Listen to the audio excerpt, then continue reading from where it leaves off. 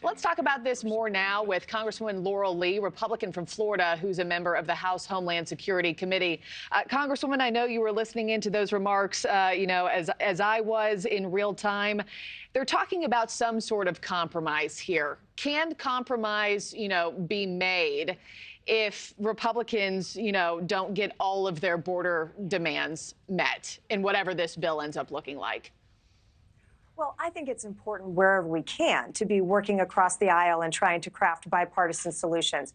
But what's important about border security is to remember first, the House did pass a border security bill in 2023 that would have reinstituted a number of very important things, including border wall construction, equipping the Border Patrol agents with the security and technology and resources that they need to do their jobs.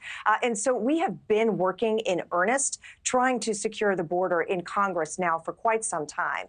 The other thing that is really important to remember is that President Biden has tools at his disposal right now to curb the flow and really stop some of the damage that we're seeing down at the border.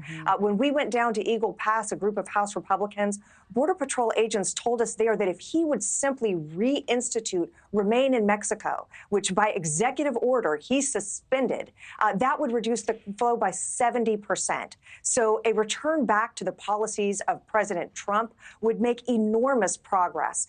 And in the meantime, of course, some of the things that House Republicans have been focused on now for quite a long time, we know are important. And we're very glad to see that Democrats are waking up and recognizing that this isn't a Republican-Democrat problem. This is an American problem. And we want them to join with us to identify and actually support the solutions that we know are there. You and I have talked on this program before about all the blue cities, that have been crying out for help for quite some time. It's not just the border states, the Texas, the Californias, the Arizonas anymore.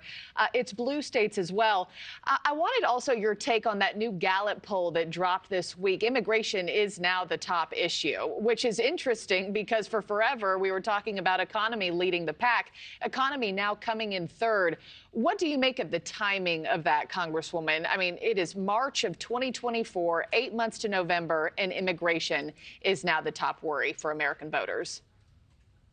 Well, as it should be. I think what we're seeing there is that the American people have really recognized the scale of this catastrophe. When we're talking about millions and millions of people, and also we heard in the lead-in, it's not just people crossing the border. It's deadly fentanyl. It's human trafficking. We have unaccompanied children who have been now lost to the interior of our country, in addition to people from the terror watch list. So I think it really has transcended now being a political issue, and Americans in every state, in every community, regardless of their party, recognize that this has gone beyond what we've seen in the past. This is now a critical threat to our national security. It's a critical threat to our infrastructure, to social services who cannot support this flood of people coming across our border. And law enforcement are very concerned about the potential consequences of this volume of people coming in when we don't know who they are, we don't know where they are, we don't know their intentions for our country.